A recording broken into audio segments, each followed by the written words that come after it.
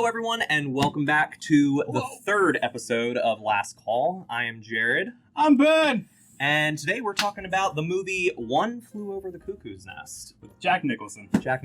And Danny DeVito also. Yeah, and he is. Christopher Lloyd as well, which I had no idea either of them were in it.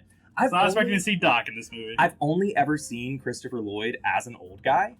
So seeing him... Really? Well, yeah, because I feel like I've seen him in a couple movies younger. in Back to the Future, he, they I don't know if they whitened his hair or what, but, he plays the older Doc because they go back in time and he takes the mask off or whatever and he looks young.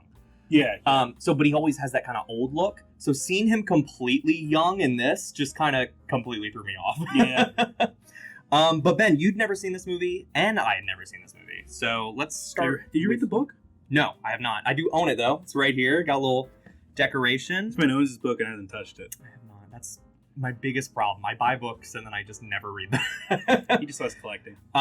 But we did find a drink based on it. This one is called One Flew Over the Cosmo's Nest. It's pretty much just a Cosmo with a little bit of difference. But we'll get to that in a second. Ben, what did you think of the movie? This movie, at first, it was slow. Mm-hmm. But I enjoyed it. I really like the themes in it. I love the whole thought of, mental disability and how different people act differently, how it affects them differently. Mm-hmm. And it just, I don't know, the first half was kind of feel-goody. Yeah. In a weird way. Yeah. No, it was like them going on the boat and stuff like that, sneaking out of the mental hospital. It was like almost a family movie. Not a family movie. Not a family movie. But just like the tone was Yeah. that. But no, I really liked it a lot. I did too. Jack Nicholson. What you said, he's so expressive. Motive. Oh my gosh. Every scene, he just gives his all. Them eyebrows, that smile. Mm-hmm. That smile is iconic, man. Well, I mean, that kind of totally makes sense why they cast him as Joker. Yeah. In Batman. Seeing this, it was was this just his, audition for Joker? Just his portfolio, hey, look at this. I can be Joker. Yeah, and I studied mental health for a few years in college, as you know, and this movie was one of the ones that they kind of suggested, just check it out, if you get a chance. It's a good illustration and good example of what mental hospitals used to be, kind of how they used to handle things, because, they don't do electroshock anymore and stuff like that. Yeah. But I did. I really enjoyed this movie. I actually worked at a mental hospital for about 6 months just as an intern. Mm-hmm. And, seeing some of the people in this movie, some of the actors, they did such a good job. Really? How accurate was it, would you say? Well, okay, Jack Nicholson's character, that's what I wanted to talk about a little bit later on. But some of the characters, like Danny DeVito, and then I forget some of the other characters' name, but the guy who was balding, who he was really, nervous all the time and stuff, him. Yeah. It's I met 3 of those people. Oh, I can see that. I can see that easily. Yeah, and then one character that I just have to mention that I absolutely loved was Chief. He was incredible. He was so Chief good. Chief was playing the system the whole time. He really was. And we're gonna go spoilers with this one. This movie came out in 75. I would say go ahead and check it out if you don't want anything spoiled for you. But from here on out, we'll just go full spoilers. Chief faking the system. Do you think there was anything wrong with Jack Nicholson's character? They said there was. Who said, though? The doctors. They did, but do you think he was just playing, or do you think No, something... I think there is something wrong, but they just said he wasn't crazy. Doesn't mean he doesn't have mental problems. Yeah. You can have mental problems and not be clinically crazy. Yeah. Yeah, no, I agree. So I think he obviously had mental problems. Yeah. But that ending, God, we'll get to that once we start making the drink. Oh my gosh. But, it hit. So for this drink, One Flew Over the Cosmo's Nest, you're gonna need vodka, cranberry juice, triple sec, and lime juice. We're gonna be making 2 of them, so we're gonna be doubling the ingredients, and you're just gonna shake it over ice and then strain it. We're using wine glasses. That's all we are. We don't have martini glasses, so we need to get soap. Hopefully we have enough vodka left. We just need 3 ounces. Is this for 2 servings or 1? This is 2 servings because we're doubling it. Yeah. Okay. There you go. Yeah, perfect. Okay. So far, what do you think you would rate this movie? Would you recommend it to people? How do you? I would say it's one of those movies where you watch it for a different kind of entertainment. What I mean by that is you don't watch it to have a good time. You watch it because it's interesting. Yeah. It really like piques that sort of like, I don't know, like thought-provoking side of your brain. It does, especially when mental health used to be such a hush-hush topic. Mm-hmm. Like, it used to just be hid away, and people didn't want to talk about it. If there was something like a problem deep down, people just ignored it. I know in my family alone, there's been some mental health issues with older generations, and it just wasn't addressed. And it just kind of went untreated, and then bad things happened. And that's the reality. Now it's really great that people are so open to discussing mental health, and really like it's becoming this thing that just like everyone agrees like, hey, we need to be taking care of ourselves. And I think movies like this were a good way to get people introduced to that topic, to the idea of being able to talk about it. You know what I like? It's how, this is going to sound mean, I don't mean to sound mean, but it really humanized them. Yeah. Because it's like, they just want to have fun, they just want to do stuff, you know, it's like, for somebody that doesn't live with, or doesn't take care of somebody like that, it's like, you know, you have certain thoughts on what you think it would be. Yeah. But to see, like, it actually play out in that way, it really helps you develop a sort of, I don't know, like an empathy for them. Yeah, it does. For sure. Especially, like me, I didn't really know anyone before I started working in that field who had mental health issues. That severe. Yeah, fair. Who needed to be in a hospital. And when you actually meet them, like, they're just, you know, I mean, granted, there are some people who, like, can't talk. They're just, you know, gone. But then there are other people who just want to have a good time, just want to, like, try and live as normal as they can. Probably one of my favorite parts was the boat. The boat, yeah, that was kind of adorable. But we're gonna go ahead and give this guy a shake, and then we'll give it a test.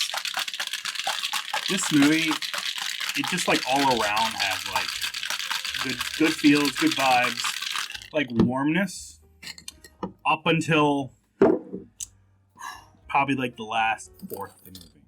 Yeah, because that's when stuff started getting crazy. Yeah. So basically, what happens is he has this whole ploy to break out. She like invites girls in and stuff like that to get the like the night guard. Yeah. Like basically drunk. Yep. He can sneak out, and then he also gets drunk. He does, and does not sneak out.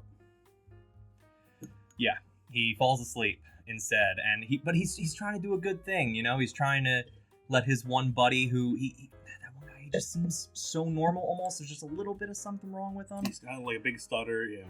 And he tries to give him a good night, and he falls asleep, and then everything goes to crap. Quick little, I already tasted it, but quick little, that is like refreshingly tart. I love that. That is really good. It's like it's not sweet, it's tart, but in a good way. Yeah. What if you use like actual cranberry juice or like the cocktail? It'd be different. I don't know. That's really good. It's strong. I can't even taste the alcohol, if I'm being honest. Yeah, it just tastes like lime juice and cranberry juice with like a little touch. A little orangey from the triple sec. Yeah. But like, back to the movies.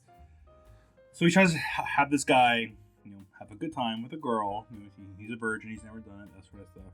Mm-hmm. They get caught. Yeah. So in the morning, he obviously falls asleep. The nurse Ratchet comes in. She's like the big bed nurse. Finds everybody. Discovers everything that happened. And then Jack Nicholson. What's his character's name? Mickey? Oh God, it's on the McConnell was the last. It's on the tip of my tongue, man. It's like it starts with a Mick. It's Mick something. I think Mick's like short. It's Mick. I'll just say Mick. McMurphy, Patrick McMurphy. Wow.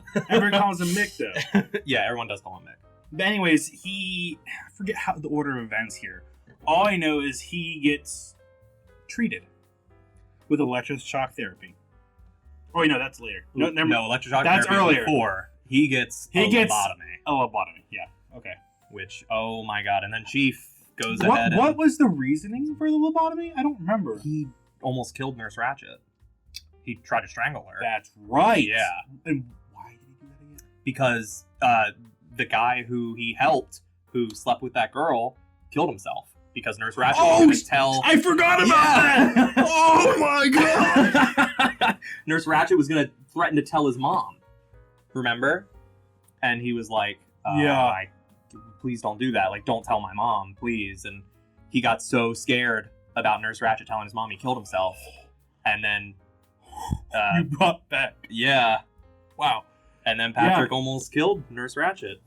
And, like, Chief, so, like...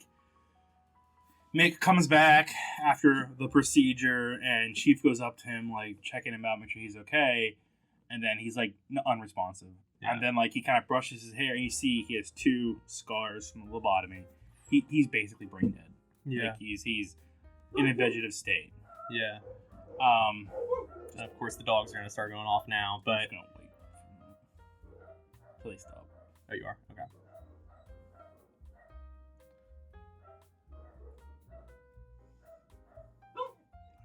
Leah!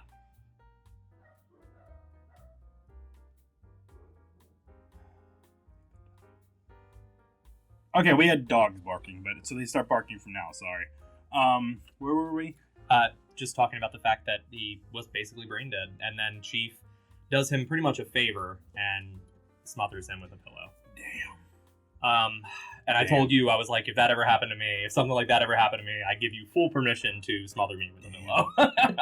Living like that, it's just, at least for me, my opinion, it's not living. Yeah. And like Chief breaks the pedestal or whatever, like the weird sink thing. Pulls that water fountain out and just, what the heck? I don't know what it was either, but I like so many man, he throws it through the window and then Chief escapes. Yeah. And so it had a sad ending, but it also had a little bit of hope there in the end. You know, like at least Chief got out, and I think if he had never met Mick, I don't think he ever would have had the strength to break out himself.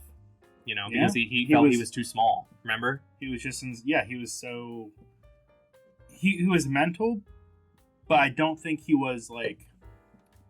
I think it was like more of an anxiety, stress kind of thing, not a actual mental disability kind of thing. If that makes sense. Yeah. No, I agree. Which is a mental disability, but not to the degree as the other people. Because he pretended to be mute and deaf. Yeah. And he wasn't. Well, he might have committed a crime that we don't know about. It might be mentioned in the book. I'm not sure. But it might have just been that he was like, crap, I'm going to go to jail if, Was he one of the ones? He said there was only like 3 of them. I think he was. I'm pretty sure. Oh, he was one of the ones. Yeah. Okay. Because, I mean, he would have just left. You know, he wouldn't have had to break out if he didn't, if he wasn't incarcerated That's there. That's fair. Yeah. So, but... all in all, Ben, what would you rate One Flew Over the Cuckoo's Nest? A 9. I'm going to give it a 9, too. It was really enjoyable. It is really enjoyable, but it is a lot of the same thing. Mm-hmm. I mean, don't be wrong. It's all interesting and in different ways, but it's a lot of the same thing. I don't think it overstays its welcome, though. I think it's, like, just long enough. I think the performances are fantastic. We did watch it in 2 sessions. We did. But no, I'm going to give it a 9 too, and I'm going to say it belongs on this list. Oh, yeah. As a movie to watch before you die. At one of the 100. This would be one of those movies where somebody was like, what is a movie I have to watch? I'd be like, this. Yeah. At least once. And, Ben, the movie we're going to watch next is... Citizen Kane. Citizen Kane, which is supposed to be one of the best movies of all time. Here's the thing. I've heard that name so many times. No idea what it's about. I know. I have absolutely no idea. I know the tiniest little bit of what so it came out, in the 40s? 41. Yeah. So it's an older movie. Very, very old. I know, people still refer to movies as it's the Citizen Kane of our day and stuff. Like, it's the Citizen Kane of video games. It's the Citizen Kane of books. That is the pinnacle of pinnacle. Yeah, and I've never seen it, and you've never seen it. Yeah. So. I think I found a drink for it. It's a little bit harder to find. I think I found one. I'm surprised. Yeah. But that should be coming up soon. We'll just have to find a time to watch it, and I'm looking forward to it. But until next time, cheers.